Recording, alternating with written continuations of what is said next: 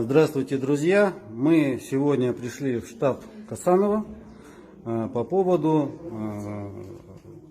Разногласия каких-то у нас в интернете возникли, но мы все это уладили, конфликт исчерпан, здесь было просто недопонимание.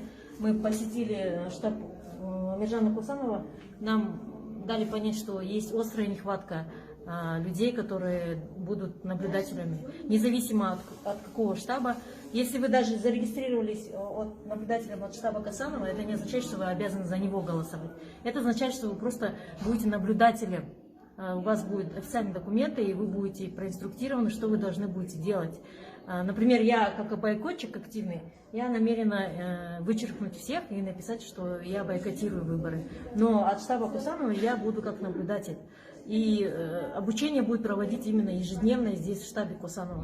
Если вы хотите от ОСДП или от другого штаба, вы должны прийти, записаться с удостоверением личности, вам объяснят, какой ваш избирательный участок, где он находится, в какое время вы должны быть там, что вы должны делать, что нужно, какие законодательные моменты учитывать, чтобы не мешать проведению выборов. Но присутствие как наблюдателя, обязательно приходите все сюда на Байзакова, Абая, 5-й этаж, здание офисное здание Байзак называется.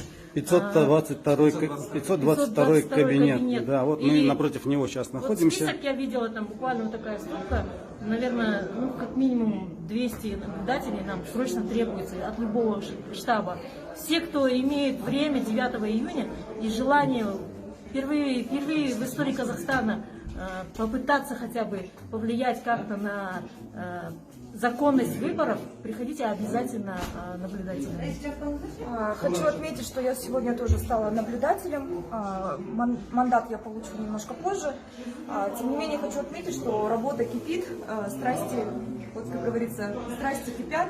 Тоже хотим вас пригласить в штаб для того, чтобы стать наблюдателем. Это действительно наш шанс.